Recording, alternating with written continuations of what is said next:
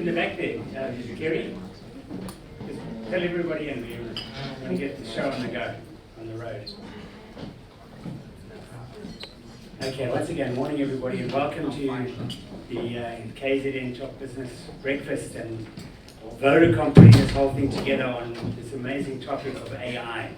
And everybody in the room here is here because of the same reason I am, is to discover what AI is all about. I mean, I use it, everybody in this room uses it, we all understand the dynamics of it.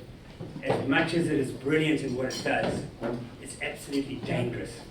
You know, Mareka and myself had an experience yesterday. We had AI helping us with doing our website, and we said, well, you know, can you do this for us? And you know what, it crashed the whole system. 30 years of capturing data nearly went down the tubes. We nearly had a heart attack. We didn't know what it did. And it was a simple instruction that was wrong. So that's on the play level. We're going to the real level where it really, really works. We're going to discover today. So Trevor is going to be our MC today. And everybody doesn't know Trevor. He's one of the best business coaches in town.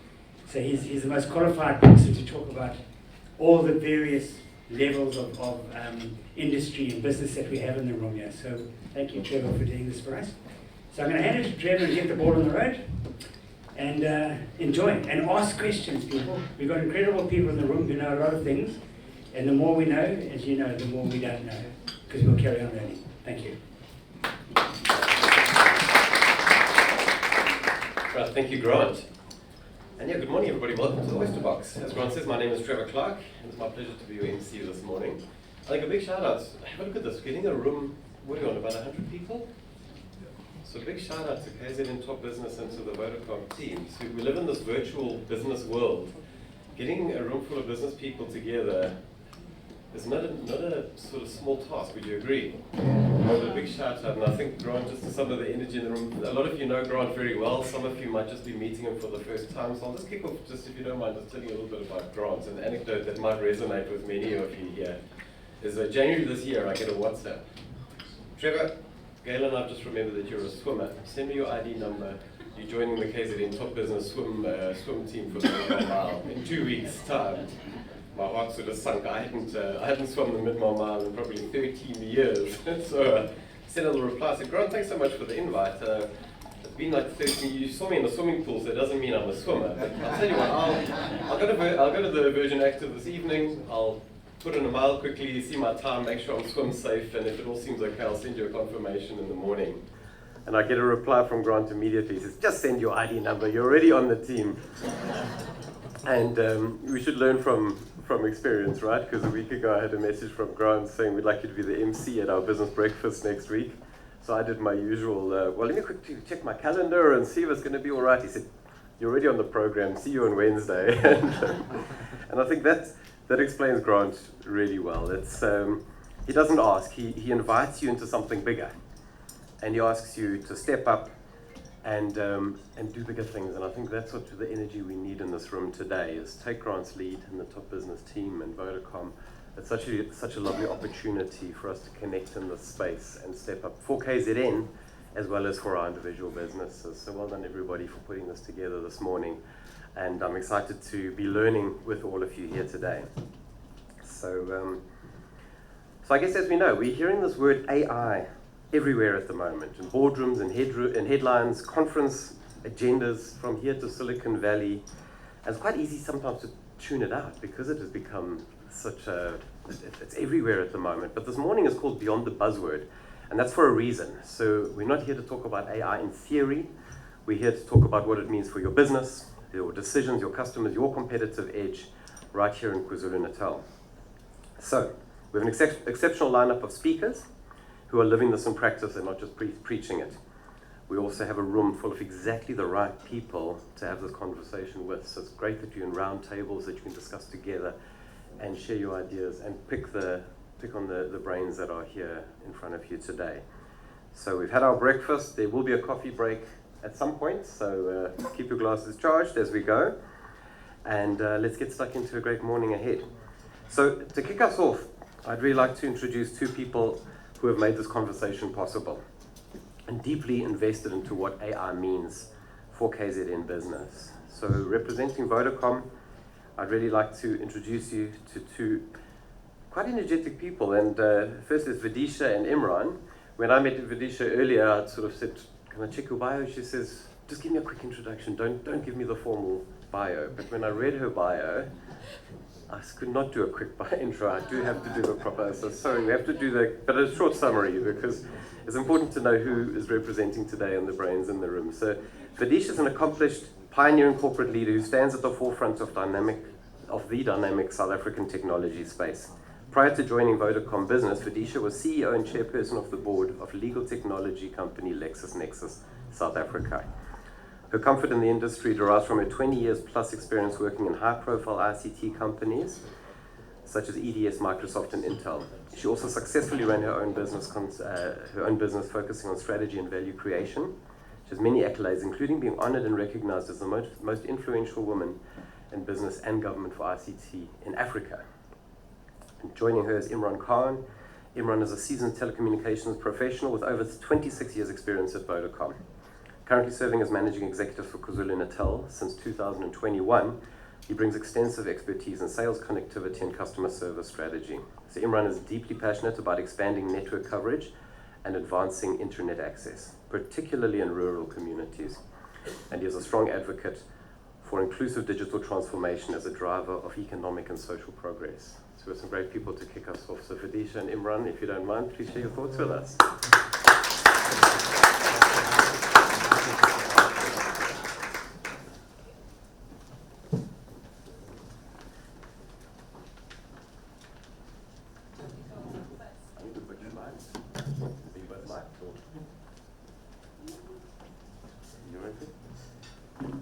Good morning, everybody. First and foremost, thank you so much for joining us today. My name is Imran Khan. As said, I'm the managing executive for Vodacom here in KZN, and it's an absolute pleasure to host all of you today, to have a very, I think, really relevant conversation that we all as business leaders are facing, which is how to use technology to improve our organizations versus being a victim of technology and basically your competition using it better than you. Well, no matter what happens today, I think I'm scoring points because the only instruction I got from Vidisha is to make sure I have good weather for her. And I think I've landed that. I hope you went for a nice morning walk on the promenade this morning. It's a beautiful day, so I think it's going to be great outside and great inside as well. So let's have really robust conversations. I just want to talk briefly about KZN. I think we are at the forefront of an amazing opportunity. I think we're all very optimistic about the year coming up. We know it's tough trading, but I think KZN is made up of a great hustler mentality. And no matter what the storms throw at us or what society throws at us or any inefficiencies that are thrown at us, we still seem to prevail. But it is tough trading. And while hustling is great, and I think it gets things done, we have to embrace technology. Technology is the key to improving our processes, our systems, making our sales teams more productive. And I just want to talk quickly about where I am. Felicia is going to be talking the most in this slot. I'm just going to take 1 minute. So we run a really large network. We've got about 2,300 base stations that spread around 100,000 square kilometers in KZN. We cover about 98% of the population on a very strong LTE coverage, and we have about a 5G coverage about 35%. So as you know, we have lots of storms, we have lots of challenges. We have service providers for power that are really challenged, both SOEs as well as municipalities. So I have a guy who sits in Nigeria. Every morning he wakes up at 6 o'clock and he starts putting together all the problems that we have in the network. By the time my team gets to work at 8 a.m., I was just telling Vidisha, it's more like 7:30 nowadays. We're already on a call about what needs to take place. Do we have the resources? Do we have the equipment? Is the spares in place? When will we get to those sites? And of course, many of you are calling me at that time of the morning as well, telling me about your customers who are down and you want me to bump certain sites on the priority list. So all those kind of conversations take place. We've introduced a bit of very simple tech, which really looks at simple things like, is there an enterprise customer on the site? What's the revenue of the site? How many customers from that site have called into our call center to complain? And we put together a priority list of which sites that need to be attended first. So instead of being ready now at 8 o'clock, we're now ready at about 6:45 every single day. So in 45 minutes, what used to take this team 2 hours to put together this piece of information, now it takes them 45 minutes. Because we've gone past just talking about AI. It's a buzzword, but we're talking about IA, which is intelligent automation, which talks about how you use automation intelligently to change your organization. I mean, many of you are probably in the sales environment. You're tired of your team sitting in front of their computers doing admin, right? You want them to generate revenue for you. You want them to generate customer impact sessions for you. And those are the things that technology give you. They allow your organization to be better, faster, more efficient. And most importantly, if you don't adopt it, you know your competition will adopt it and they can have an edge over you. So, and technology has the amazing ability to grow your business exponentially, but it also has the amazing ability to destroy a business if you don't adopt it early enough. Which is why we are looking at the capability of AI now by 2030 will be 250 times greater. 250 times greater. Nothing in the world is going to impact your business more than changes in technology. So I think today is the right discussion to be had. Vodacom is both a provider of technology as well as a consumer of technology, which makes us very relevant.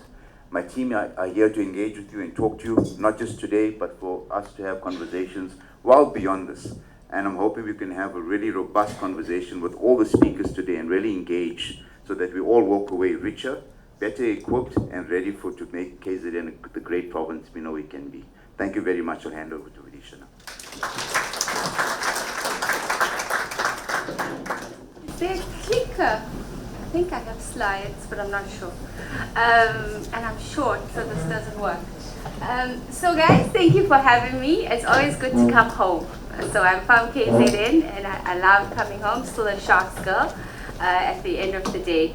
So as Imran said today, but it's not going to work. Technology issues. Do we have a tech company in the house? Yeah, can you help with it?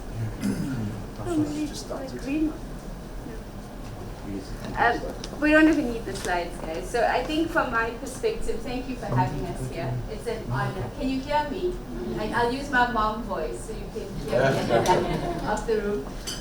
It's great to be here. And like Imran said, we definitely are the technology company that is going to help at the end of the day. And for me, I'm the tech girl. I always say I'm the enterprise chick to anybody that needs me. So there's nobody that loves technology the way I do.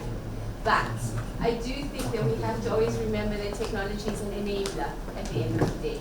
And when we look at AI, and Kabo will talk to you a lot more about how we're using AI either to infuse into our products or how we use it in use cases, even for our own stuff. Like Imran was talking about base stations. We look at a lot of how we use AI to prevent fraud across the networks, etc. So we're doing a lot for ourselves internally. But the one thing AI cannot do is what you guys in this room can do, which is dream big. AI doesn't have an imagination. You can give it stuff, it can make inferences, it can find patterns for you, but it can't decide what is the next best thing. It can give you some indications, but only you know your customers the way you do. Only you know the environment the way you do. And only, sorry.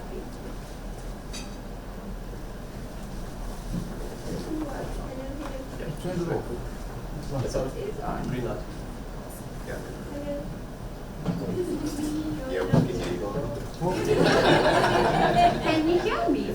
Okay. So from my perspective, it's about how we use AI to create a better tomorrow. And it really links back to some of the things that we're looking for in terms of how do we build stronger partnerships. Because if anybody knows me, they know I'm a huge fan of partnering. I believe that you cannot, even as Vodacom, we cannot do everything we need to do on our own. We have to find partners that have a shared vision, that have the same dream, that have, want to change and create a future the way we do. So partnering becomes really, really important for us. And we're quite blessed at Vodacom to have what we call a system of advantage. I always say to my team, it is the best kept secret since Kentucky's 7 or 11 herbs and spices. In terms of the portfolio that exists in Vodacom business. it is deep, it is wide, and the great thing is that it's constantly evolving. So you can see some of what it is on the slide, but it's really about how do we create the future together? How do we partner for success? And in KZN, we get it. You know, the business landscape is a little bit different from some of, I would say, my team says they're special in KZN, but there's a lot of sensitivity around things like price. There's a lot of sensitivity on how do we make sure the SMME market is really, really thriving, and at the same time serve the enterprise market the way we do. So there's a lot of complexities, and we really rely on you to partner better and make sure that we're able to do the things that we want. And so, I got it. So some of the things that and the team is really proud of, I think, is how we have built a business that really, really stands on a foundation of trust. And for me, I really think trust is the new currency. It really is about how do we build trustworthy partnerships so that we go into the market and we make sure that we're securing not just your businesses, but your clients' businesses at the end of the day. So being given this amazing award for 3 years in a row, we call it the three-peat, really is an acknowledgement of the Vodacom business platform, the solutions, and what we set out to do. Guys, we're not perfect. We don't have all the answers, but we want to build it together at the end of the day. So we're very, very proud of our awards. And I think lastly, just to talk a little bit about our purpose. Our purpose really is at the heart of everything that we do at Vodacom. It is our North Star. And like Imran said, we really focus on how we empower people. And Imran can give you some details on how we use our local companies, how we make sure that if I look at things like my smart metering team, we use local people. So we go into the municipality, we train people, we empower them, so that when the solution is deployed, there are people left there to take care of it. And they're creating income for their households, ending this cycle of poverty that sometimes exists. So empowering people internally and externally, protecting our planet, big thing for us. So things like virtual wheeling, how we use AI to make sure that we're harnessing what this planet has, but in a good way. I'm a huge, huge proponent for technology for good, and it stands at the heart of everything we build in Vodacom business. And maintaining trust. We've spoken about trust, guys. It is at the heart of everything that we do. So this is the stuff that when we make decisions every day, we have these at the center of our decision-making processes. And it really is what keeps us very proud to be at Vodacom. So I guess for me, the call to action is let's build the extraordinary together. Let's co-create. Let's make KZN the province that it should be from a Vodacom business perspective. And we're here to serve. So thank you for having us.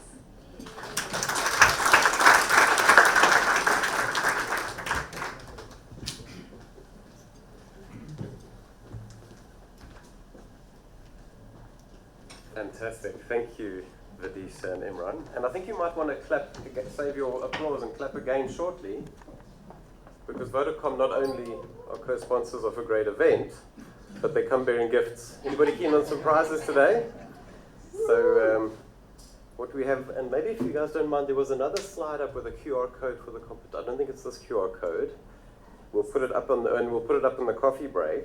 So there's 2 prize opportunities for today. The first, there will be a QR code. I think this is leading into the show. So is this the right one, Ange? Okay. So we have a pair of Honor earbuds, which are the XS earbuds. And if you want to win this as a prize, you're going to scan the QR code, and that'll be drawn at the end of the session today. So make sure at some point you get the correct. It's not this code, right, Ange? This code. It is this code. Oh, sorry. I'd seen the other one when we got in. So make sure you scan the code, get into the entry, and by the end of the day, by the end of the morning, you'll be in the draw for that. I'm told I'm not allowed to scan the code, so I don't like this MC gig. I don't think it's the right way forward in the future. And during the coffee or just after coffee, we're going to be sending a bowl around. Did everybody bring some business cards? Or we're so tech focused that it's only digital nowadays. So you're going to regret not bringing your business card, because there's going to be a bowl going around that you could put your business card in for another draw. But don't worry, if you don't have a card, there's little pieces of paper on the table. You can write your name and details on the paper and put those into the bowl. and there will also be a draw for a watch. And this is the Honor Choice smartwatch, and pretty cool pieces of kit here, so I think it's a nice opportunity. So I think again, thank you Vodacom, and a round of applause for these great cards. Great prizes. And there is a camera on stage, so if these disappear during the coffee break, we will have you on film. Right, but thanks again, what a lovely opportunity.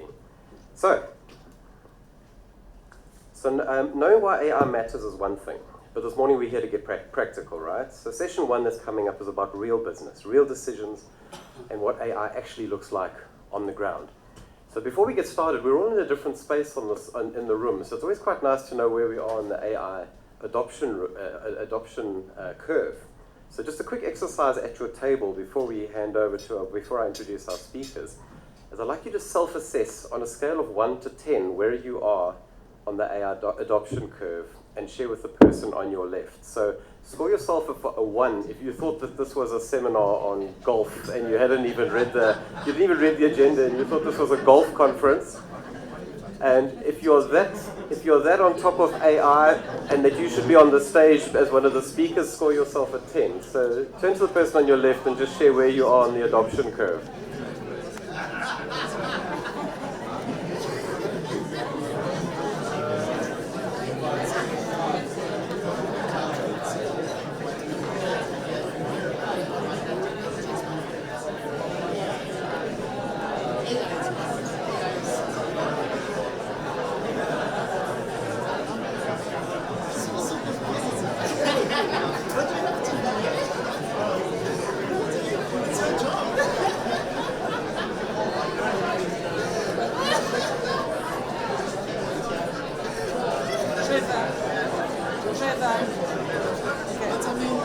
Okay guys, we're going to stop that exercise. Thank you for sharing. Oh, I'm really going to have to stop you now. We need a... Alright, can we have you back to the front please everybody? Ah, there we go. There we go. Hey, whoever rang that bell, can we start again? Who did that? Can we get you guys back please? Ah, there we go. Thank you. So this is a lovely opportunity now. Guys, can I have you back? We're going to ring the bell, bang the gavel. Okay, there we go. We're going to kick off now. So we've got a lovely opportunity now to hear from our first speakers. And I think from the quality or the kind of questions that you ask, so remember, have your questions ready for after each. The three will talk. We're going to have each speaker speak one in turn. And save your questions because obviously some of the questions might be for one of them, for all of them. But the kind of questions will let us know how truthful you are in terms of where you rated yourself on that adoption scale. So right there, I'd like to introduce our first speaker. So I'd like to introduce you to Terry Flack. Terry is the head of Connect Digital. And Terry is a proven communications specialist with a passion for innovation and a strong focus on artificial intelligence. He leverages AI-driven insights to enhance decision-making, streamline operations, and drive meaningful business growth. With a results-oriented mindset and a commitment to continuous improvement, Terry combines strategic thinking with modern technology to deliver smarter, more efficient solutions in today's evolving digital landscape. So with that in mind, Terry, we're over in your hands.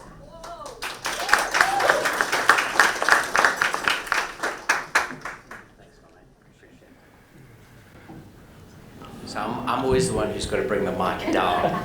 Can you see me over the lectern? Good morning, everybody. Thank you so much for having me. Is the mic working all right? Are we good? Fantastic. Chris, could we get Prezzo up when you get a moment? So I was at a CMO conference late last year, and the presiding emotion in the room was fear. Now, these are the Donians of marketing, supposedly, the people who are driving innovation, who are driving business growth, and they were shaken. And part of the reason for that is because, like me, many in the room were bullies. And we were looking at it going, where to? Where are we? Where are we going? And like I say, a lot of fear threaded through the room. I walked away with that with absolute confidence in our future, and certainly for the future for us bullies. we have the opportunity to define, in fact, it's the necessity to define our future, and it's an exciting one. The adoption of AI is happening so rapidly that it becomes overwhelming. It feels overwhelming. And I know that that is a fear space that a lot of us are in. I'm immersed in it every day, and I keep vacillating between absolute excitement and thrill and fear. But I think really what we need to start looking at is AI is not here just as a plaything. AI is here to be utilized, implemented as a highly effective business tool. And I think that this really is essential for all of us to adopt AI with a business growth mindset on that. So let's hear from a couple of greats. Ray Kurzweil, one of the greatest futurists that ever was. He really, and we're going back almost 10 years ago, really kind of epitomized in his statement the intersection of AI, or where we're going with this, ASI, artificial superintelligence, and that hybrid between human interaction and technology implementation, and the power that is there. If you don't believe Ray, believe one of the headmen of one of the biggest companies, and a company that we all love and use every day of our lives. And I think what Sundar was saying here is so spot on. And more than that, it is really, really exciting. We are at the most pioneering stage of the history of our lives. I had the privilege of being part of the dot-com boom, dealing with the dot-com bust, and having to see the evolution of technology. But we're in a space now where we have never seen such growth, such opportunity. Going back in time, and what was amazing about this is that this is a quote from one of the fundamental godfathers of modern business. And I think that that really encapsulates, considering the fact that he penned this in 1954, that marketing and innovation are at the forefront of everything that we do. Marketing is the lifeblood of sales. Sales is the lifeblood of business. And innovation is the enabler. Here we sit at the forefront, at the pioneering opportunity to take our businesses to the next level.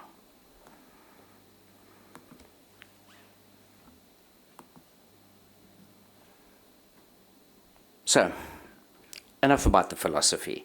Let's get stuck into the meaningful meat of it all.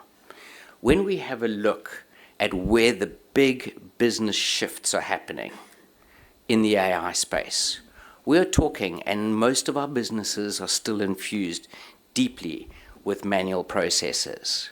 We have the opportunity, we have the tools, we have the means, and we have the deep necessity to move to more AI-driven predictive models. And when you start working in this space and seeing where and how your business is, where and how it can go and grow, it is incredibly exciting. I have been involved in so many different business modalities, utilizing the tools of AI to construct, to define, and to accelerate businesses like I've never been able to do.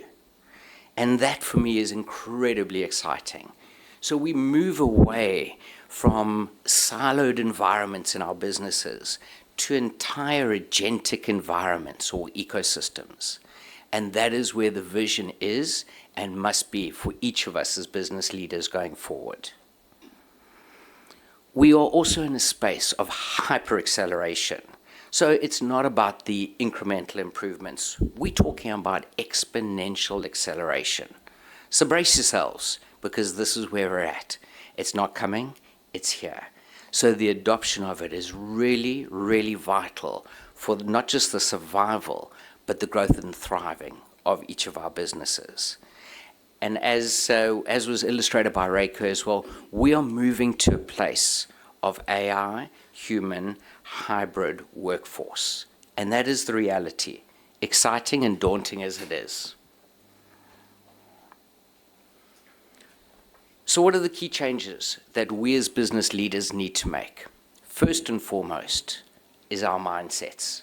As business leaders, we have the opportunity and the deep responsibility to focus our mindset on AI adoption, and AI adoption in a way that is going to be meaningful for our commercial communities, the people that we serve, and adoption that is going to enable our business operating systems to bear the brunt of the work.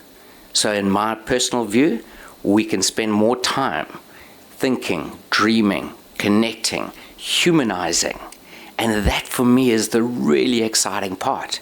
I'm finding the more I'm utilizing AI, the more time and availability that I have for contemplation, strategy, and consideration. The 5 key areas in terms of opportunities for business. Self-explanatory, but it really, really is vitally important. Business profits, and that is why we are in business. Business profits in 2 ways. Accelerated growth, reduction and containment of efficiencies. Your agentic environment, your implementation of AI is the enabler of that. So the adoption of it is vitally important. We are also providing opportunities for new revenue streams, new business opportunities that we didn't even think possible. And I wish I had more time to share a multitude of examples of how we are implementing that and how we're experiencing it, because it is accelerating at such a rate. So the reality is that we are at a crossroad. And the crossroad is this. Is your business stale? And if that is the case, and we are not adopting, and we are staying in our place of fear, we are in an inevitable downward spiral of business. However, the flip side of that coin is that we're in an opportunity environment like we've never seen before in terms of being able to scale our businesses. Do away with the traditional thinking of let's achieve our year-on-year growth of 10% or 20%. With your agentic environment, with your focus on AI utilization, you as business leaders need to be thinking, how am I going to double my business? How am I going to triple my business? And not in 3 to 5 years, in a year. You know, the power, the processing power of AI is doubling every 3.5 months. Get your head around that for a second, because that's what we need to do. As business leaders, we need to realize that this rate of acceleration is already in play. So we've got to adopt, and adopt quickly.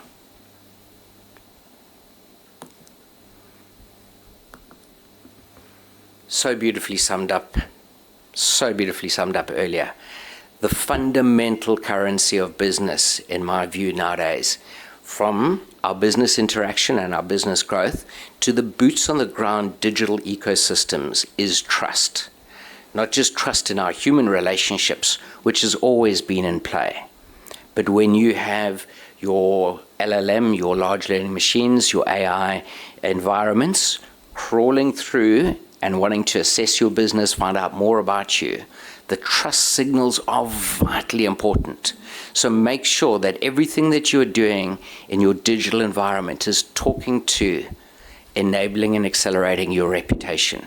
Because the gold standard going forward is that when your client is not searching for you, but researching, you want to be found. You want to be available, whether it's in ChatGPT, Claude, whichever one of the LLMs we're talking about here. It is vitally important.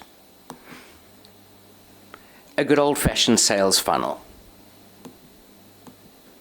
And it's time to fix that funnel.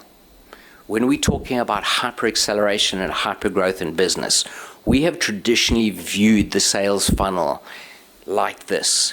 We're going to have 1,000 people see it, and maybe 100 interact, and 10 contact us, and we get a client. That's a 0.01% conversion rate. That sucks. We need to be narrowing the funnel. So we're talking more to the right people in the right way, in the right time, in a way that is going to nurture and nudge them down the sales funnel in a meaningful way, not just to get the sale, but to enable them as a lifetime client. And we'll talk a little bit more about that in a moment. So one of the fundamentals, we've all used Google. Google has dominated the search space for well over a decade. It's formidable. It's been fundamental to our lives. But what we've been doing is that we've been typing in keywords, and that's great. An answer will come up, a Google ad will pop up, a business that is really well optimized in terms of its search engine optimization will pop up. But now we're moving to a place of deep research.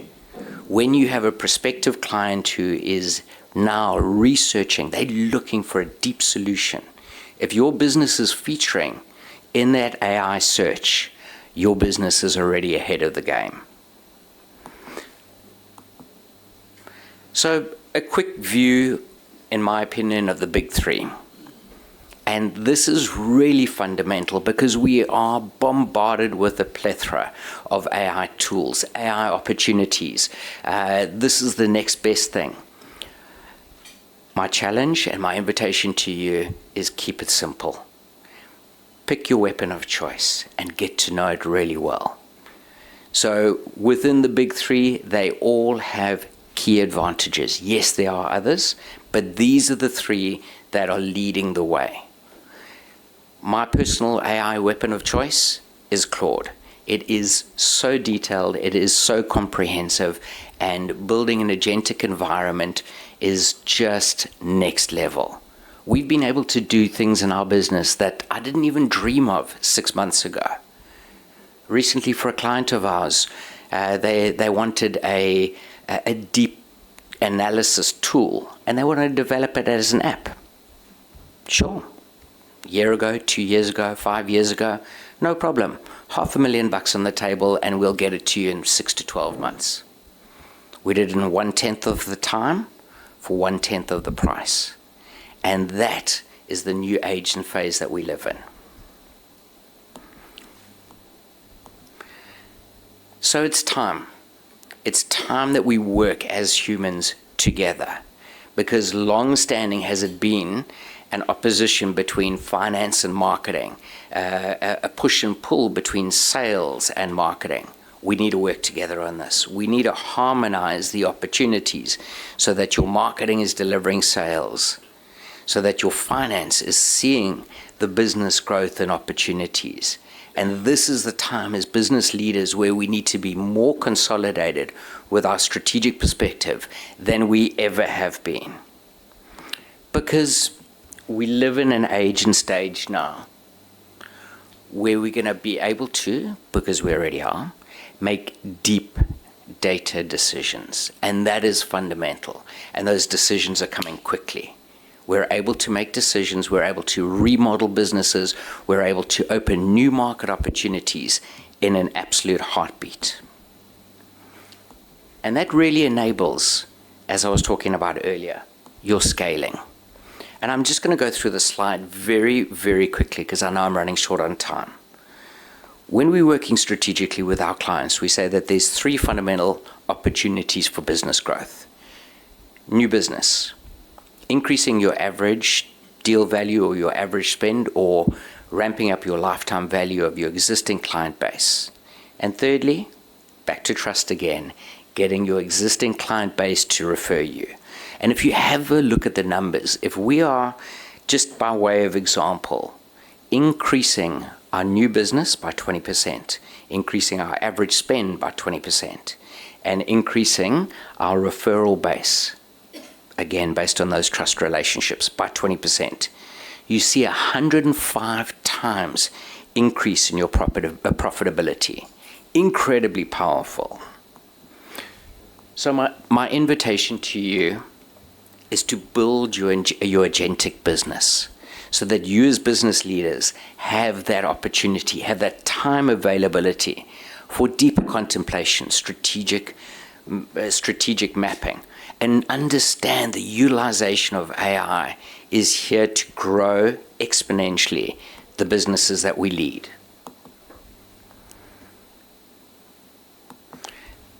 So in closing, I would like to invite you to dream big. Start small, but start now. We have an 18-month window. After that, your competitors have beaten you already. Shut the doors, because we are in this space here and now. Adopt quickly, and adopt with a passion and excitement that is befitting of this new environment that we're in, this new opportunity. I really thank you for your time today, and please feel free, scan the QR code, let's connect, let's have a conversation. I'd love to take this a lot further, and I hope it's been useful for you. Thank you very much. Sure. I'm getting Terry and our speakers to hang up here, so because there's going to be questions after each session, so you can join me up on the top here, Terry. So brilliant, thanks for that. So some food for thought. Get any questions ready. Next we're going to introduce Warren Sachs. So Warren is the CEO of Bayer Group, and he is a forward-thinking professional with a strong focus on innovation and efficiency. He's embraced artificial intelligence as a key tool in modern business, integrating it into operations to enhance decision-making, streamline processes, and improve overall performance. With a results-driven mindset and a passion for leveraging technology, Warren continues to unlock new opportunities for business growth while driving smarter, more effective ways of working. So his title is AI as a Key Tool in Modern Business, the Bayer Story. Warren, thanks so much. Right, morning all. Which button do I push? The forward one. I haven't used that yet, guys. Green. Yeah, green area. Thanks. Thank you all, and thank you for the opportunity. It feels a bit odd standing here because my role is slightly different today to what it normally is. I'm not here selling anything. We're manufacturing. We manufacture safety shoes. We do 4.5 million pairs of shoes and boots a year, so we're a manufacturer. But Grant asked me to tell you a story, and tell you a story about how we've used AI and the journey to AI within a manufacturing environment. So just a bit of background. I was brought up by a family of educators. I came from a diverse family. My uncle was LV Sachs, the judge. On the other side, developed Pronutro that I see is busy going down the tubes. I got into manufacturing. My folks were teachers. I have a passion for teaching, education, and the likes. But got into manufacturing and then studied through TWIMS with Professor Justin Barnes and Lisa Kinnear and the likes. And I did my MBA with a topic. My topic, it's small there, and I don't expect you to read the slides. There's a lot of information. But it was really about challenges to digital adoption within SMMEs. We're deeply passionate about the SMMEs, the CMTs that we use, and then also the schools in the Guadabega area that we've been partnering with since 2004. I'm going to try to keep it brief. I'm a manufacturing advocate. I'm passionate about manufacturing. Manufacturing creates jobs. It has a multiplier effect. KZN should be the hub of manufacturing. Really, that's my passion. So I'm here talking to say, please, let's create jobs, let's build. When you meet Hamish at Doobie Tradeport and you see the investment that's going on, you've got to have a positive mindset. But enough, I'm not going to preach. Those are our four factories. On the left is Bayer Envirotech. We make in the order of 300,000 filter bags a year for Eskom power stations. We clean the air. When you burn coal, you pump out lots of dirty air, and we clean that. It's all about efficiency, cost down. It's a highly, highly competitive industry. We compete with the Europeans. Hell of a competitive. BBF, we manufacture gumboot safety shoes. So manufacturing, you take leather, you take steel toe caps, you put them together, you manufacture. When I'm trusting this is a safe space. We can talk openly amongst peers. When our beloved USA president, who shall remain nameless, decided to impose tariffs last year, we supply the US, but it wasn't the tariffs on our products that hurt. It was the other suppliers looking for new markets that hurt. And prices came down significantly into Africa and locally. And please, we have to support local, guys. Biodrawtex Healthcare, very proud of. We export that. It's a wound dressing. We export that to the USA and China, to China. We always joke, we manufacture in Pinetown, South Africa, not Pinetown, Shanghai. And then lastly, New Coat. We coat PVC coated fabrics, PVC and PU. Spur stake ranches, when you sit on the vinyl seat, we'll have printed that. These are competitive industries. China makes tons and tons and tons of PVC coated textiles. We're one of the largest sub-Saharan coaters or Southern Hemisphere coaters. If you see the Bedouin tents, that's probably our fabric. BVF Safety Group, safety shoes, you know what those are. They're technical, we manufacture to a spec. Quality is important, traceability is important, cost is important. I'm rushing through it a little bit because I'm aware of time. How this started though and why I'm here today.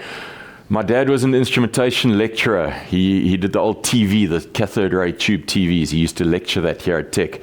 And he was an instrument gent and heavily involved in instrumentation. So I grew up around temperature meters and stuff like that.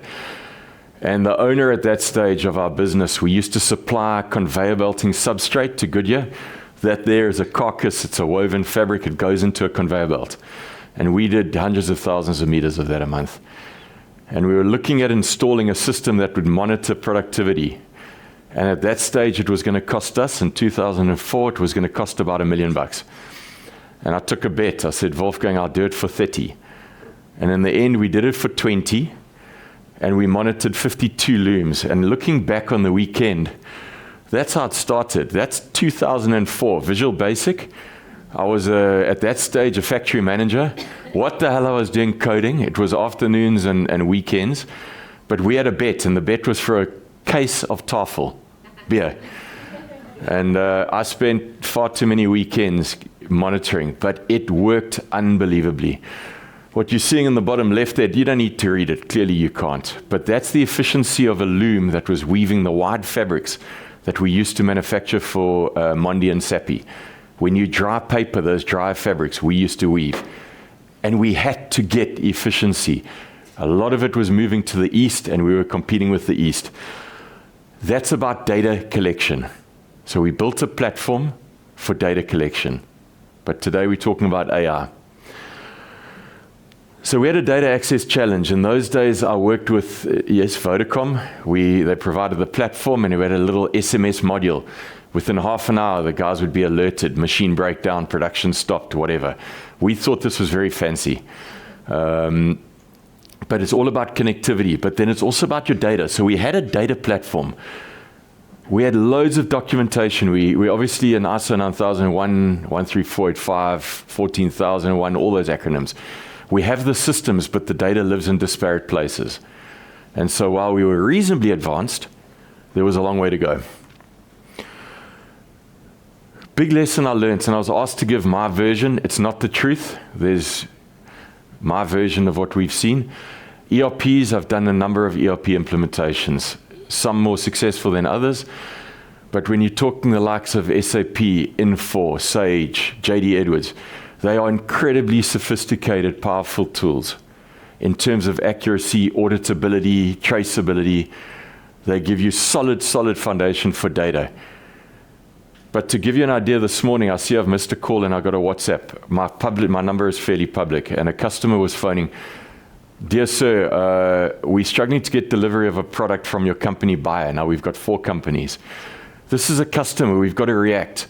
I can't sit here and go into Infor and say, is there a customer who has a managing director by the name of X that we owe product to? And I used to get a lot of calls from the automotive industry about deliveries. And so my struggle was the ERPs are accurate, but slow. You had to VPN in. You didn't have instant information. The other thing was it cost us a fortune. Every time we wanted to API in, or we wanted to get slightly different information, you have to pay. It took time. You all know the story. So what we did is we rolled out Click, and Click is a hell of a sophisticated front-end business intelligence tool, and we've got beautiful reports that we use weekly, monthly, and annually. So it's fantastic for that repeatable report. Sales by area, drill down, see the customers, see the growth. Beautiful for static type reports that you're reporting on monthly and the likes. But the gap, we didn't have a connection live to production. So we've got these instruments measuring machine output breakdowns. We've got documentation on product defects, etc. But we didn't have a connected way to view all of this. I hope there are no Microsoft people here, but Microsoft Search, Outlook Search. I use Outlook as a storage facility. It is the most disastrous search you've ever had. Okay, you can't do it. If I don't remember You all know what I'm talking about. And it was clear we needed natural language querying. I've just had a customer call me. I need to find out who we late on. You can't do that easily with ERPs or Click. AI, the early years, and I'm going back a long time. I'm going back at least 3 years, maybe 2, when they've really started to emerge. You had ChatGPT, recently Notebook LM, so everyone does presentations. My irk is that as dated as it is, this is our brand. This is how we present our brand. Notebook LM doesn't honor that particularly, so I did this presentation. And what I used to do is upload documents. So I'd upload a number of our documents, never AFSs, never hugely sensitive stuff. Write a query. I became good at writing a query, and it would give you information. And you'd rinse, repeat, and do the same thing. But then came the likes of Claude Code. You mentioned Claude, Terry. That's when things started to change. Copilot and Visual Studio started to change. Now what I was able to do, and I'm responsible for 1,700 people, so trust me, I have a day job. But I would sit on a Friday afternoon, I'd say, man, write me an API endpoint that accesses customer data and tells me ABC. And you write it once with a chatbot front end, and you can ask it what you want. And it's been a profound change. If you knew what had happened in the last 2 years from a productivity perspective, it's been unbelievable. I'm going to show you some graphics because it was a show and tell. Warren, tell us your story. That's Threadware. That's what started in 2004. That's what it looks like now. We're looking at a KPI. It's a test KPI because Apple is quite strict about their software, so they want to log in and check that it works.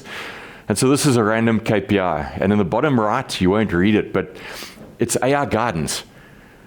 So now what happens is as the guys update their revenue, sales, ESG scorecards, BBB, compliance, etc., you click the AI guidance button, and you now get intelligence. It starts to tell you key things such as, and by the way, there's a document or a risk that's just been logged related to this, risk number 143, and you can click on the risk. So you're now integrating your KPI system with your risk management system, with your performance management system, with your live data. Stupidly, tell me when last it rained. We've got tenants in one of our buildings and they had a leak. So I'd always worry if you have more than 10 mils rain, I'm likely to get a call. Did it rain more than 10 mils last night? Stupid queries. Instrument data. Is the southwester blowing? Our factories are quite sensitive to humidity, temperature, etc. You can large language model, semantic prompting of it. And this is done as a part-time job. I run 4 companies. I'm responsible for profitability, customer satisfaction for 4 companies. But now what I do is I type into the likes of Claude Code, I need the following data. Please create an API backend that will allow me to query this. It really is that simple in natural English language. There's a little AI chatbot. There are a couple of qualifications on this. So you can see water levels. We often run out of water. Or we lose municipal mains, we get early prompting now. And the beauty is we've started to find when the flow switches don't work and the likes, now we're able to predictively maintain switches. And then the chatbot, you've got to opt in. We're very sensitive. We've got security built in. But you can prompt it. Is there any information which could help me solve a breakdown in the blending machine? And the response there, very small, links to 2 documents. So when we had a breakdown a year ago, we upload the document, it embeds it, which means all it means is makes it large language model searchable, and it brings it up as an answer. A simple prompt, open to anyone, linked to the site that they're operating on. Embedding management, too much detail, but the bottom line is we're using models like ChatGPT 5.4, GPT 5.4. We embed everything that we do. When someone puts a comment on a performance management text box, they say performance was low due to lack of PC availability. That gets embedded. Come the end of the year, the beauty, and you don't get this out of your Click and your ERPs, is we're able to say what are the common challenges at an executive level that are hurting performance, that are hurting salespeople's ability to convert a customer. And you leave the chatbot to go and do it. You leave the agentic AI to go and search through the documents, the incidents, the performance management reviews. It's beyond powerful. My last slide, and this is a textful slide. This is not an AI-generated slide. But Grant asked me, what are the practical things that I've learned along the way? And this is not the right answer. It's what's worked for us. Is number one, identify the need. You've got to change culture. And what we identified is that operators on the line were deeply frustrated with writing documents, and then someone else would punch it, and then come back and query what was done. So the need was actually at a shop floor level. So start there. The second thing is there was a need to implement a thorough performance management system. We don't particularly like the 360 degrees. And so we built a performance management system around Threadway.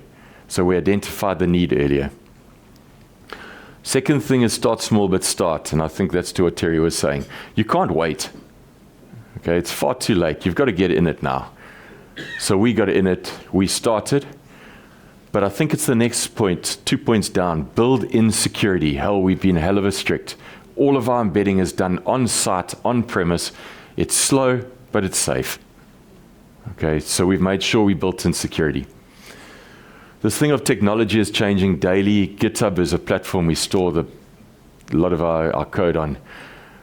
And they were expecting it to multiply 10 times bigger in 3 months. They're already behind. It's 100 times it's grown, the amount of code that's used. They're starting to limit access. They're starting to slow us down in the amount of code that we can write or that the agents can write because of the amount of use. It is accelerating absolutely unbelievably. Build in security and then document. The one thing that's beautiful is I always tell the agent, please change the performance management workflow and allow the employee to submit comments before the manager sees it. And remember to document your changes. So it goes off and documents them. I don't do any work, it does it. And then I cast my eye over it. So now it's documented. So you're not stuck on one platform, you can change platforms. So document, document, document. Connectivity and data storage. If you're not connected, you're dead. And that's where the likes of Vodacom come in. We're fortunate, we have on our water tower, we have Vodacom, Telkom. We don't have MTN yet, you'll be glad to know. But connectivity is key. It has to be live. And then edge devices. The other thing that we've realized is that you can't just rely on cell phones and tablets and the likes. The edge is where it's happening, out in the remote units, the sales places and the likes. So that's my story. I hope it's of value to those of you embarking on the journey. I know it was a little bit maybe technical at a point, but what we've been able to do, the key is leverage and unsilo all of the data that exists in our systems. So thank you for listening. I hope it's been useful. Great. Thanks. Thank you so much. Sure, lots to feast on already. And so it's a great pleasure to introduce Darren, who I haven't seen in many years. It's great to have you here this morning. Darren is the CEO of the Genius series. And he's going to be talking around how AI makes every person on your team worth 3. Pretty much worth listening to. So just a bit of a background on Darren. He's a peak performance strategist and an AI adoption pioneer who helps leaders turn emerging technology into measurable business growth. He has trained over 275,000 people across 26 countries, and he works with CEOs and executive teams to design AI-first strategies and embed AI across the revenue cycle, from prospecting and customer engagement to forecasting, coaching, and retention. So Darren, we're in your hands. We're looking forward to learning from you. With 2 speakers, if we just for 30 seconds to 60 seconds, if we just stand up and stretch, we've got 15 minutes. We're going to put on our tackies. We're going to be going fast. There's 5 slides that are going to make all the difference in the world between now and Christmas. There are a number of other slides. We're going through the London Museum at pace. We've got 15 minutes to go through. We're tying on our tackies, so just have a stretch, have a breather. We've taken a lot of information in. We've got 15 minutes. We're going to go slow on 3 things. Without a doubt, if you're slightly consistent on between now and Christmas, you're going to be light years ahead of your competition. There's 3 things I want to share with you today. These slides are going to be available to all of you, so just jot down key ideas. Don't worry about taking everything. If you send me a WhatsApp at the end tonight, I'll send all of this through to you. Okay, so another 10 or 20 seconds, stretch a bit, and then we'll get cracking. Okay. 15 minutes, that's all we've got. Then we will have time for questions. I'm going to be showing you what between 1 and 5% of your competition are doing right now to race way ahead of you, whether you like it or not, whether you know it or not. And this is going to become 20 or 30% within a year, another 20 or 30%. Elon Musk predicts 10 billion humanoids in the next 14 years. Be a plumber, they say. Don't be a plumber. Be a nurse. Connecting with humans is our ultimate advantage. 10 billion of these doing pretty much anything we can think of. It's unimaginable. We're not here today to speak of humanoids. We're here to talk about white-collar workers. 80% of your team right now, whether you've got 110, 1,000, 80% right now, you have the choice of either letting go, okay, or what most companies I'm working with, they're saying, no, we love our people. Like, let's 10x everyone's output. Everyone right now, if you can see the technology, you can choose 80% of the staff can go and upskill the key people. What most people are saying, let's just upskill everyone and really take things to the next level. Last year was the year of agents. Now we're quite late. This year, right now, are two things. Terminology, that you're not overwhelmed. Everyone's overwhelmed. Terminology, LLM, large language model. Token, it's the fuel that you've got in a conversation before it runs out and the beer at the bar goes off. ChatGPT floods beer all the time. You think you're amazing. It's dodgy beer. Don't go there. Copilot is the drunk guy that doesn't arrive at the bar. They're having a divorce right now with Claude. I would stay away from that. Claude is secretly building a relationship with Microsoft. Okay, so I would put all my eggs right now into Claude. The connections of just launching through Europe right now. So I'm not saying Copilot, it's just going to move away from ChatGPT. ChatGPT is Copilot, same business, all right? So last year, 2025, MIT brought out a study that said out of all the AI initiatives for the whole of last year, and 93% of all Fortune 500 companies have made it compulsory. They said, that's 460 out of 500. They've said, we cannot train you enough. If we do not see in your quarterly reviews that you are ahead with AI and you're saving time, making money and saving costs, if you're not doing that, you don't have a job here. We cannot train you. Do what you need to do. You don't have a job if you don't. They said, out of all of those initiatives, 95% have failed. Not because the technology isn't ready, but because of what? The people are not ready. Okay, people are not ready. McKinsey took it one step further, like they do. They wait and see Harvard Business, they get all the research, then they take it a step further. They said the beginning stretch now of 2026, less than 1% of AI productive potential is being realized. Less than 1%. This is going to change. Elon Musk, the greatest danger in times of turbulence. This is the father of modern day management, Peter Drucker. The greatest danger in times of turbulence is not the turbulence. It's to act with yesterday's logic. It's to act with yesterday's logic.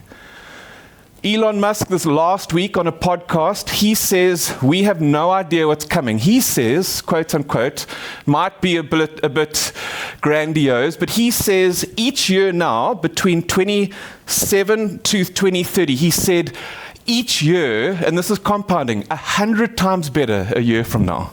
100 times better, compounded. He says we have no idea, all right? We have no idea. We all know this. But my goal in the next 12 minutes is to just try get you to see a bit more clearer on three things you need to do. Not 100, not 17, not 5. 3 things that are going to make all the difference. I help CEOs, exec teams, and sales directors turn AI confusion and chaos into their ultimate secret weapon. So I just want to share 3 things with you, and then we're done. This is the most boring slide of today, just heads up. This is the only boring slide. First question, what is AI? Anyone want to just, what is AI? Not all at once. I can't handle all the hands. Anyone want to, what is AI? We all want to get better at it. What is it? I'm not too sure myself. The best answer I've had after working with people, they say, what is it not? Okay, that's a brilliant answer. I'm being a bit too technical. What is it? Anyone want to hazard a guess? What is it? Anyone? Yes? Brilliant. A data collection hub that everyone can have access to. I love it.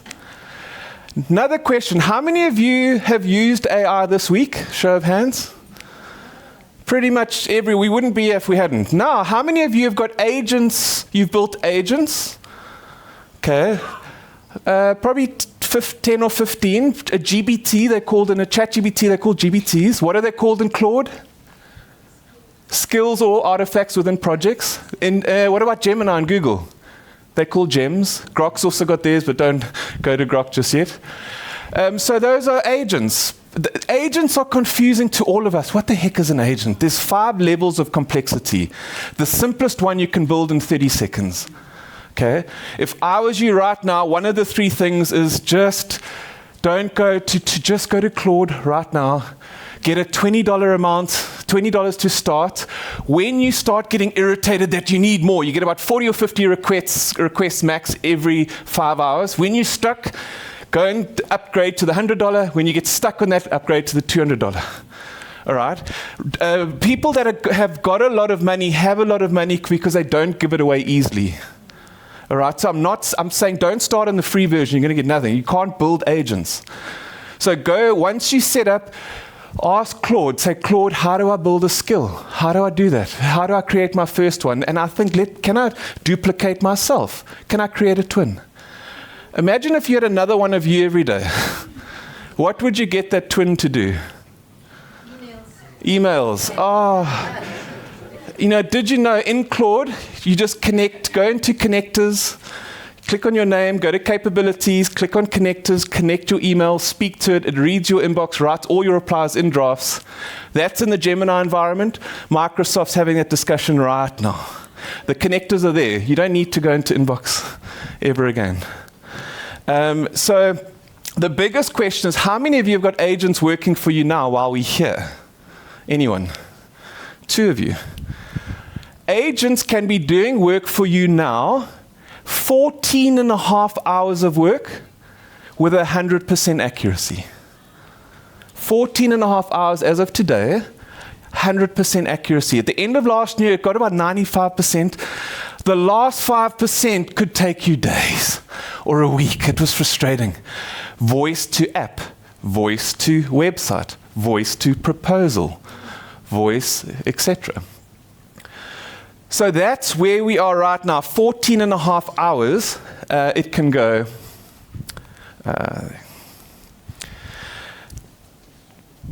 One slide, and I know we've got 10 minutes, which I needed 12. Warren, have we met before? Where's Warren? There we go. Have we met before? Are you sure? Yes, maybe. How's Auntie Agnes? Is she well? Yeah, fantastic. I'm joking. The first time we met today, I didn't tell my twin. I'm adopted. My birth name was Daniel Kutsia, so my twin is Daniel. He's the best version of me that I'll never be in 100 years' time. He never sleeps. He works throughout the night, and he oversees 144 specialists that I've built over the last 4 or so years. I've got hundreds, I don't even know who they are. And when I talk to him, Claude has got agent chaining. So he can say, this is the task I want, look at the team, who have we got, figure it out. And he'll work with everyone. That's Claude's real secret power right now. So I did not ask Daniel this because he doesn't allow me to do it in an hour keynote. Never mind 9 minutes. So he would never allow me to do this. He would actually say, cut it down to a minute, show it, it's nice and safe, and Wi-Fi won't cut out. I haven't even told because I know the answer. So this is an hour keynote that I've shaved down 80% of the information. But website, if you could have a website with your business right now that could sell a deal, what would that be? We'd sell an automotive textile to a large automotive firm. Automotive textile? Yeah. Okay. Or a medical textile. We're doing some quite fancy stuff with that. Okay, so what I'm going to do, I'm going to load it up here because I'm going to get it wrong. We're going to build a website in 9 minutes. And you might say, Darren, this is a suicide mission. I think it should be fine. So, one, we're going to build a website. If it's not done within 9 minutes, I'll send it to you later tonight. I'm on a flight from 3 to 4 this afternoon in Joburg. I'll send it this afternoon so you can have a look at it if you want to see it. And then you can get business out of it, mate. Oh, you're a star, man. Okay. Thank you. We're going to build a website. It's also going to have visuals. Don't go to visuals to Claude. Claude is the brain, it's the thinking. Don't try to do visuals there yet. Okay. They launched design about 2 or 3 weeks ago. Don't use it yet. So, second thing, biggest customer that you could get, a big client. A BMW or a Smith & Nephew? Global. Global. Okay, perfect. You're going to see what I've loaded there. I've just put Warren's, the website, bayers.co.za, it's the group. The first thing I said is use Claude. Just do that, $20. When you get stuck, go to 100. That's the first thing. Second thing, voice to text. How many of you are doing voice to text? Sir, how much of your communication is voice to text right now? Thank you. And you? It's probably about 60%. Okay. How long have you been doing it? About 3 months. Okay, get to 6 months, it'll be 100%. Every single one of us here has to do voice to text. Claude in the last 1 or 2 weeks has finally got better. ChatGPT is the best free version in the world. It's phenomenal at voice to text. Claude has been useless. The last week or two it's got better. You don't actually need Whisperflow app, probably. But Whisperflow is voice to text across every single environment. Every environment you've got. Okay, and it learns your voice. If you wherever you are in a Word document, in a spreadsheet, across everything. And Darren, it doesn't work in my FNB app. Okay? Some forward-thinking businesses like FNB, it will get locked. Nedbank, you're fine. Nedbank, it'll be forever. You don't worry about that. You can use it everywhere. So that there gets you, it's 7 or 8 rand a day. And it's a 2-week free trial. So I'll send you a link if you want to do a 2-week free trial. That's the best 150 rand you can spend besides your Claude account. Okay, so I'm going to load this up and then I'll bring that. I know I've got 7 minutes left. Okay. So I'm going to use the voice because I trust it now, not Whisperflow. Daniel, he knows. It's within a project, you'll see that now. I'm with Warren Bayers. Do not push back. We're at the keynote that you know about. Warren, we've just stepped out the room, and there's a huge deal that's sitting on the table. He needs a website of one of his products. I'm going to put you over to him now. An hour or two after this, it's a $1 billion deal with a client that he's been secretly stalking for years. Okay, so his team have built a website. He's not happy with it, and let's see what we can do in the next 5 to 10 minutes. I'm handing over to Warren. Yeah, hi Darren, nice to meet you. We're looking at BMW globally. They're quite advanced in some of their taking on the Chinese. You've got 30 seconds. And we've got some excellent technical fabrics that we want to offer them, especially in the seating side, linked with the polyurethane, etc.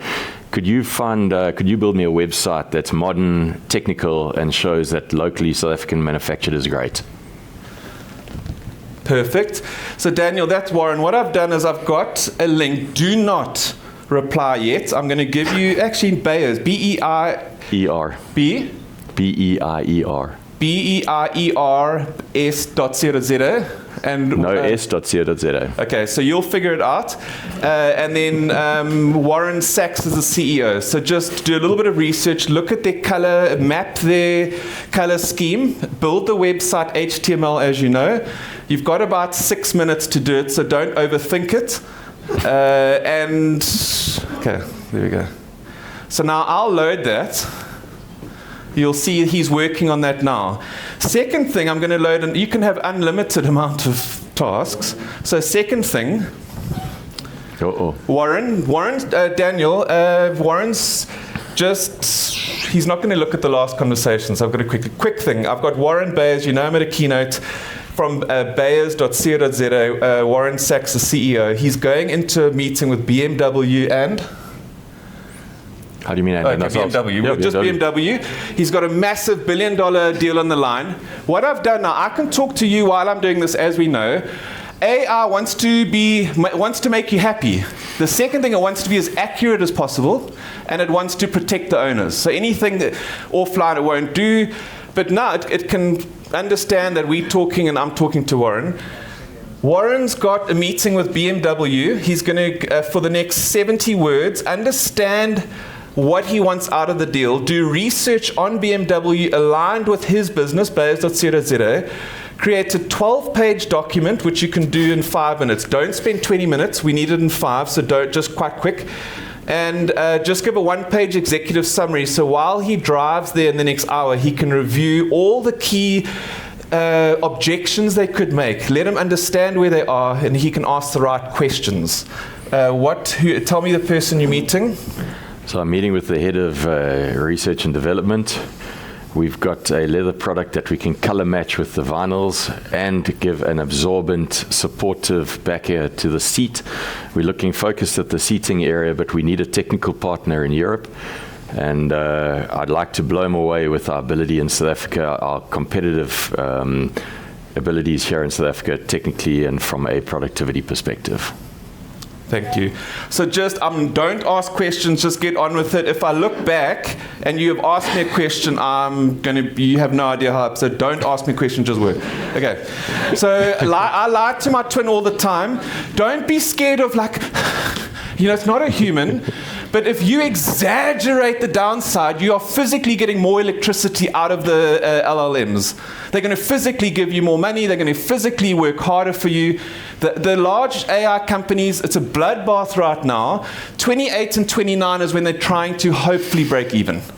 So here, I would slap it if it's really not 100%. Every single big task, what I recommend you do is, can you just give me a score out of 10? Oh my goodness, it'll probably give you a 7. Why was it not 9.5? That's the standard we have here, at least. Sorry, show me where all the errors, and then it'll take it to 9.5. All right. So that's working on that. I'm just going to check the other one. Website, perfect. Okay. It's pushing back because it's the builder's trap. I should be selling, not building websites. So, Daniel, I didn't say this is mission critical. Don't ask any questions. We need the website done now. You've only got 5 minutes, so we don't have a 25-minute website. Please, now, don't ask questions. Go. Okay. Cool. So that will trigger that. While those are there, I'll hopefully show you a website when we finish. Time. We underestimate how little time we've got during a keynote that should be an hour and 15 minutes. Okay, so 4 more minutes or so. The only people that will remember in 20 years' time, the only people that are going to remember we work late are our children and those closest to us. No one else. All right? AI is not there to take you out of work. It's not there to take humans out of work. It's there to take the robot out of you. To do the 3 things that we should be spending 80% of our day doing. 1, connecting with current customers and connecting with future prospects. Okay, number 1, connecting, adding value, sowing, as King Solomon, the richest and wisest man that ever lived. Sow, give, share, add value as much as you can, connect. The second thing is to contribute. And the third thing is to create. Those are the 3 things we should be spending all of our day doing, not on all the other donkey admin. That there is a 90-year life, right? If we live to 90. We assume that we live forever. 10, 20, 30, 40, 50, 60. Just look at where you are in that and look at how little time we actually have. Look at your career differently by looking at that. It's insane how short how much limited time we really have. I'm flying this afternoon with my wife, a very good friend of ours. 2 weeks ago, 33, he married late. He's got a 1.5-year-old child. Out of the blue, I know I don't want to share bad news. 33-year-old wife, he's 41. She died 2 weeks ago unexpectedly. We're going to the funeral tomorrow.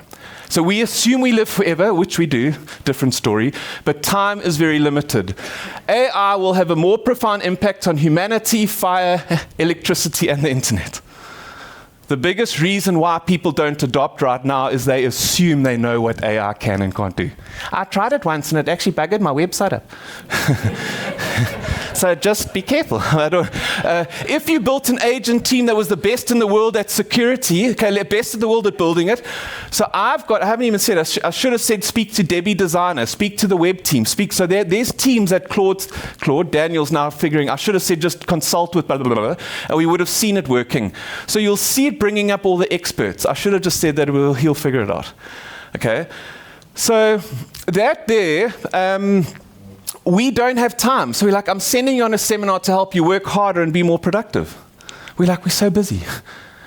We're like, so don't, 40% conservatively, your quality is going to go up. You and all your team, 40% if you just use it.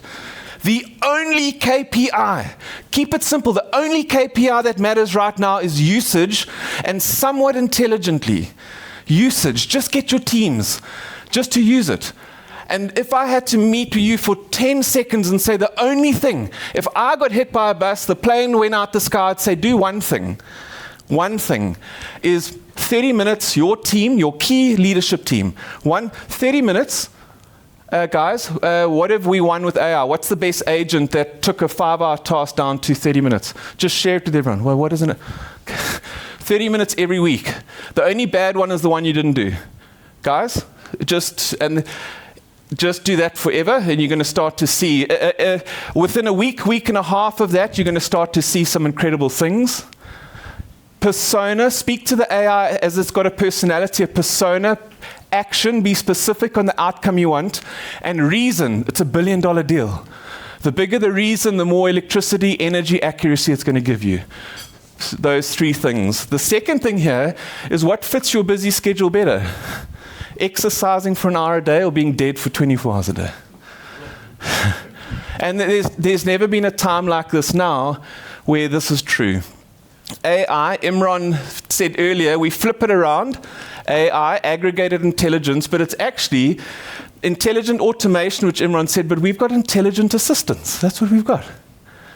If you could hire up a staff, just show them how to do a task right now, and they kept working for you 24/7, no PAYE, no maternity leave, how many would you build? For $20 a month. You can't do it on the free. All right. The slides, I'm going to skip through. There's a few that we've sit on. This one here, the stats on all the different industries a year ago. This is way more than it now. 25.1% of all industries AI can do right now.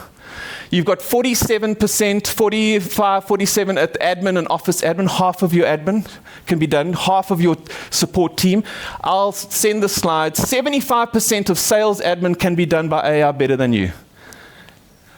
If your sales team had 75% more of their day to connect, contribute, and create with new prospects and current clients, what is that going to do for your business?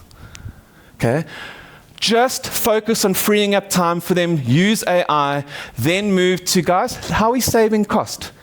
Let's use AI to drive revenue. Those are month 2, 3, 4 discussions, just focus on time. Voice to text, build your first AI skill in Claude and expand your team. Those are the 3 things. Okay, 3 things. Whisper flow, voice, that's a ChatGPT one, it's the same, just use the voice there. Whisper Flow is an app. You can look at the slides, get the free trial. I'll send that later. Okay. Build your first assistant. What that does is this. No one lacks motivation. What do they really lack? Clarity. We lack clarity. And that's what AI gives us in seconds. Count the dots. How many dots? 6? How many? Okay. There were 7 there. Well done. But what happens if that's what our emails look like? How many there? A lot is the right answer. Okay. So if we look there, it doesn't matter how many times I show you your inbox. Well, what happens if I do that? Okay. How many? How many? How many say 45? Would you put R1 million on it? Did you not see the hidden dot on the bottom left? I'm joking, there wasn't a hidden dot. 45. But that's exactly the same as the slide before. So that's 45 there, your current brain without AI. That's what your competitors are seeing immediately in seconds with AI's help, all right? So it feels like daunting like that. And the third thing is expand your team. I got mentored by the 8 times world memory champ when I was struggling at university, and then I went on to compete in 6 world memory championships around the world, in the Middle East, in London, and in China. He taught me something phenomenal, that 10 years I taught people memory and speed learning, 10 years I ran a tech company, and 4 years been full-time with AI. But I've been teaching AI for 15 years, it's only been a thing the last 4. So based on the best learners in the world, there's one thing that they all have in common, is a little bit of the right actions every day. A little bit of the right actions every day. It's a priority. Your actions show your priorities. So all of us have heard of James Clear atomic habits. 1% improvement consistently, you'll be 37 times better at the end of the year. But it's not AI amongst 37 other things. It's one of your top 3 right now for business. I'd recommend number 1. And this is very difficult. The learning curve is steep. Be gentle with your staff. Be gentle with yourself. You're not going to make enormous progress yourself in the next 2 to 4 weeks, a week to week and a half, intelligent, yes. This is a process. It does take time. If this was easy, everyone would be doing it. Subconsciously inconsistent. I'm aware of what I didn't know. Consciously incompetent. Over 2, 3, 4 months, consciously competent, where it becomes second nature. If it was easy, everyone would be doing it, okay? This is the last slide, then we check. Okay, finally, we've got a 4th ape. He's the sum of the first 3. He sees no one, hears no one, and speaks to no one. Okay. We've just passed Sri Lanka as the 2nd worst country in the world. 3.8, 4 hours of unproductive social media use every day as a nation. We're the 2nd worst in the world. When we're mentally lazy, what do we go? To a mental buffet of doom scrolling. That's the worst thing that takes away your ability to think critically, which is your ultimate secret power with AI. All of us are there. Be very careful. You shouldn't be online all the time. Clear thinking is your secret power right now. I'll show you how far Claude has got. We didn't have time for Gemini Flow, but I will, so here, there we go. So I'm not even going to go there. Let me just show you. 6-minute website. That's maths. Okay.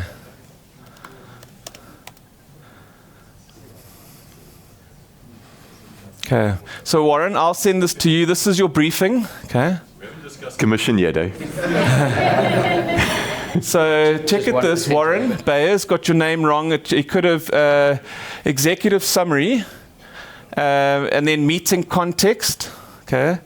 BMW's 26 strategic priorities, and he's going to be aligning this with yours. He does butcher the formatting slightly, but this is, you'll see page 4, hours for 12. He's done research on every way that Warren can serve BMW better with his offering. He's not going there to vomit what he does. He's going there to serve them and understand their business better.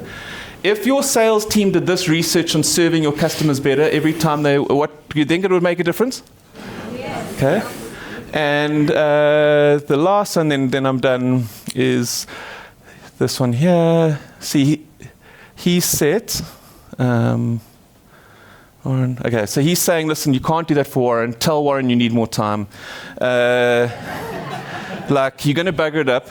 Okay, Daniel, I didn't tell you I'm in front of an audience and I was showing how beautiful, like insane you are, and you've just given me I've trained Daniel. I love building things. He said, Darren, that's not where sales, innovation and marketing get results. Everything else are costs. Okay, that's what Daniel says. Listen, you're going to bugger it up. You're going to give him something mediocre.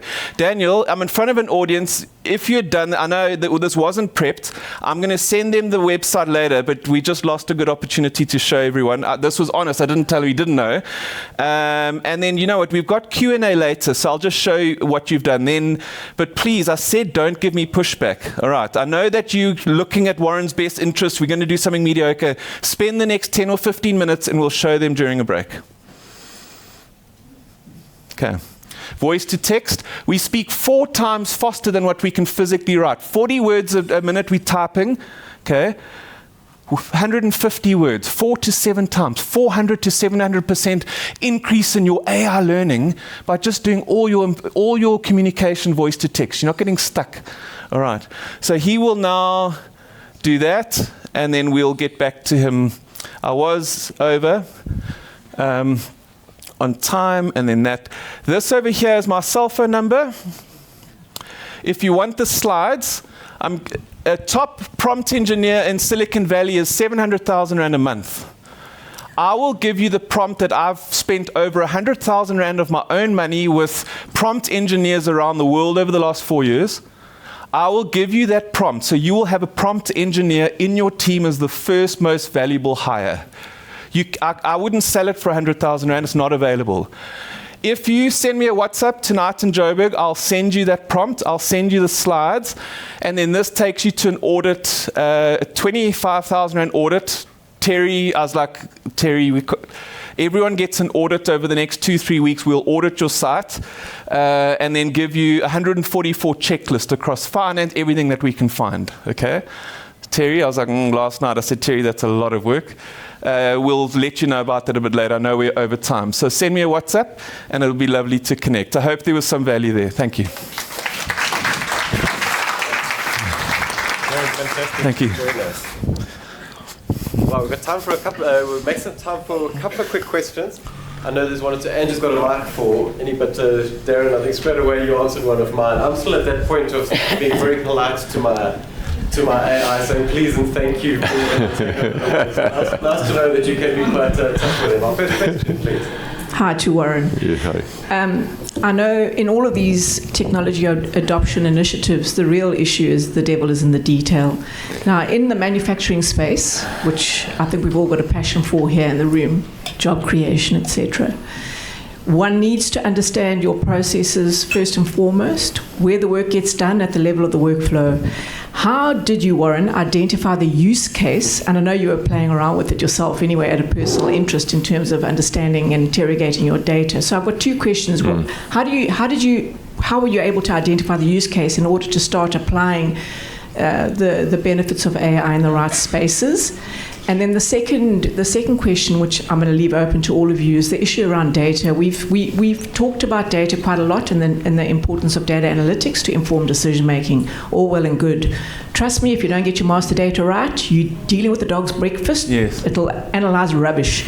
So the issue of managing, say for example, between supplier and retailer, the data inputs that you need in order to understand the full pool that you're wanting to use from an analytics perspective is quite a challenging space, and it's a mixture of analog and digital. So Warren, the first question around identifying use cases, and the second question around data and master data management. Yeah, I didn't want it to become a dull techno-speak presentation or lecture. I think we're over that. But you've hit the nail on the head. You have to understand your value chain clearly and your value proposition. We've got what I accepted. I looked at the pain points. I would get phone calls from customers, and particularly in automotive, where we were doing fulfillment, but last minute stuff. And I wanted to know the information quickly. I needed immediate information to say, yes, this is where it is in production, this is how much we've got available. And then I can go back to the detail afterwards and say, clearly, your order date was this, our commitment is that. That can follow, but the customer wanted an answer immediately. And that's where I became deeply frustrated with 100% accurate MRP, forecast, demand planning, scheduling. I wanted to be able to say, I've got a client on the phone, where's his stock? MRP disaggregates production orders from sales orders. I don't care. We're making this. We know what he wants. It doesn't have to be auditable. I've got to answer him now. I can go back and apologize later if it's not 100% perfect. And that's where I started to solve the problem. So I was working on, and I'll give you an idea, text to speech or speech to text. I'll say now, are there any outstanding orders for Arena? I don't say what company I'm talking about in terms of which of the 4 divisions. I don't say which product I'm talking about, which factory I'm talking about. There are multiple factories. I want it to go off as an agent, and it must figure out here all the outstanding orders for anything that sounds like Arena, looks like Arena, smells like Arena. And then it gives me, it's beautiful, it gives me a list. Here are all the orders. I notice that the largest outstanding amount, I don't type this prompt, the largest outstanding amount is X. And there are certain orders that are older than 6 months, which either need to be closed or you need to follow up with the customer. And so that's how I was solving a need that I had.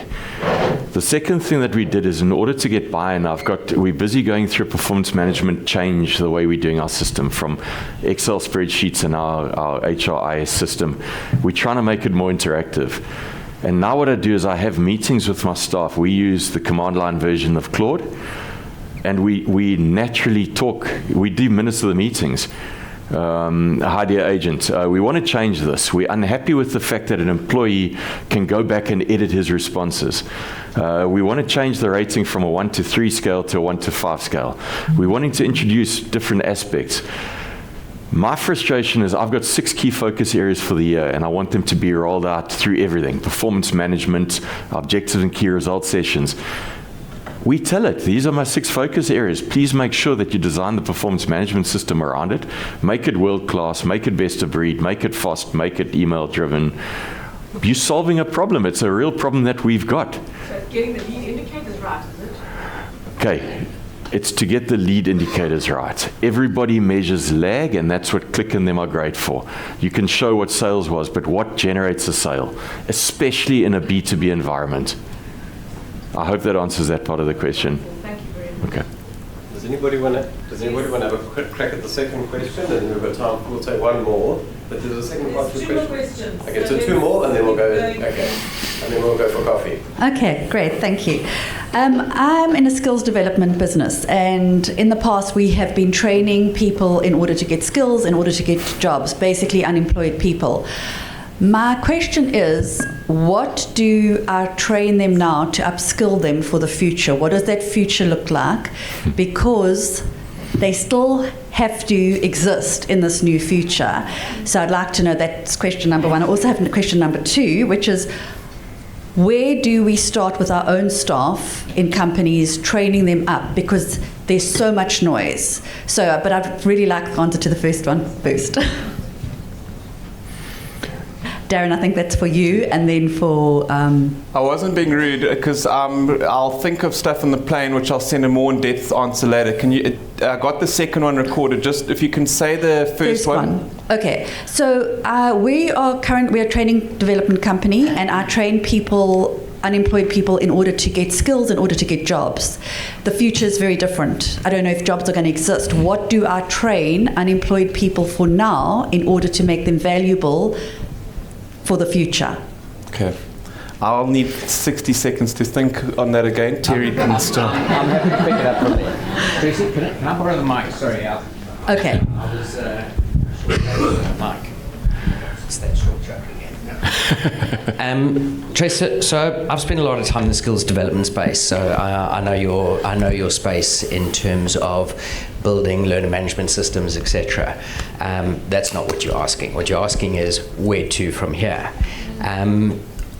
The reality of it is 90% of jobs as we know them nowadays in the next 5 to 10 years are going to be redundant or automated. And so skilling on the tech and skilling on the utilization, what are the different platforms, what do they do? Because each of them has their own superpower. So starting to train on the use of AI engines, your LLMs, is fundamental, number 1. Number 2, and this is an ever-shifting landscape, we don't know what is going to be happening with certain industries. It's changing so rapidly. You know, we both, my wife and I, were mentored by Darren, and 6 months ago he said, "Great, you're in the digital marketing space, Terry. Your industry is going to be redundant. Heather, you're an accountant. Your industry is going to be redundant. But we'll get there, because the first industry I've got to tackle is the legal fraternity globally. So every industry is being dramatically affected." To go to the specifics of where I believe skilling should happen, we saw during COVID what I call mass decorporatization. So you saw a fracturing of your major organizations and creating subunits where people became service providers where they were formerly employees. So moving forward, we're going to see the fundamental skill is going to be, as Darren was talking about, relational. How do we communicate effectively? How do we build relationships? How do we run micro enterprises? Because I really believe the days of the monolithic corporates is slowly grinding to a halt, and it's now going to be a composite of multiple small providers who have areas of specialization. So building the entrepreneurial way, absolutely. Building communication, fundamental. And obviously building the technology skills, because you're going to find that people's vocation is going to be more closely aligned with their passions and interests than ever before. You know, rather than being the administrator in a company where it's a bit of a dead-end job, but yeah, I need the paycheck, to actually, hold on a second, I want to work from home and support my community because I love to bake cookies. That micro enterprise, and Warren touched on it, is a presiding passion of buyers as well. That's where we need to be skilling. Did you want to add, Warren? Yeah, I couldn't agree more. You know, we go through the MBA stuff and we read the models and that. People are writing their reports on AI, let's be honest about it. My daughter teaches at UP, and her biggest frustration is everything she gets back is AI generated, and you can see that. You can't fight that. But the things they don't teach you well is that entrepreneurial spirit. And I know this is not a training and education thing, but entrepreneurs are a special breed. Yeah, the efficiency, the 10x, everyone talks 10x. That's going to happen. But if we're competitive, our markets grow 10x. So we won't shrink. We're able to retain jobs, no problem at all, as long as we're able to leverage and grow our markets. But that needs entrepreneurs with courage. It needs the smaller SMEs who are agile. There's a beauty with SMEs is they've got the agility. Your corporates have got structures. I spoke about security. When I left yesterday, I was asked by one of the gents in my office, he said, have you got any photos of individuals there? Because under the POPIA Act, you know, they might be identified. I said, we're part of Durban and KZN. We're trying to share in experiences and grow. Stop that. Have the courage. Take the chance. You've got to create that passion, that drive. That's where the focus should be. We're doing a lot of work in schools. We're working with partners who are teaching coding. Coding is done by chatbots. Yeah. But understanding what the structure behind a code is, how it should be structured, what a database is, how you link to it, how AI works, I think that's important, but not in depth, with the courage and the vulnerability to go out and try it. That would be my suggestion. Thanks, Warren. And then 30 seconds because of time. Yes. Yeah, our 30 seconds, I'll be very brief. 3 things with your team. In the past, strategy, the only thing was about where are you going to be in 10 years and where are you going to be in 90 days. Everything else falls away, it's irrelevant. It's now 2 weeks and 90 days. All right? So with your team, 3 things: passion, what do you love to do? Skill, what are you good at doing? And values. All right, that's important, but sales drives everything. So what I would suggest is, guys, get them excited. I'd love to chat separately. And there's one report I can send to everyone. The World Economic Forum brought that out. It's a horribly long document, but all the graphs on where the jobs are going to be. I'll send that through to you. I'll send it to you in a summary. And then the first 2 weeks, get excited out of 90 days. 2 weeks, build everything, and then you've got the other 10 weeks to sell. 2 weeks, track, reward, get excited, share progress. In that way, like, start, flowing. Don't wait 90 days. We don't have that. Fail fast, fail often. 2 weeks, build, that's it. Then sell. Little teams, comparing notes, sharing progress. Okay. Wow. So, and just giving us time for one more question. Hi, Darren. One quick question. If you have a paid version of ChatGPT, all your search, all your data, are you able to move it across to Claude? Okay, I'll send you a link, and everyone else. So I'm adding a lot to my plate, but I'll send you a link that you go to, you copy the prompt, go directly to ChatGPT, put that prompt in, it'll pull all your data that you then put into Claude. Thank you. Fantastic, everybody. So before our speakers head off, so we're going to, just to reclaim some time, we're going to have a very short coffee break. I know we need a leg stretch and a caffeine injection, so I think we'll be passing around the business card bowl, so it'll go table by table.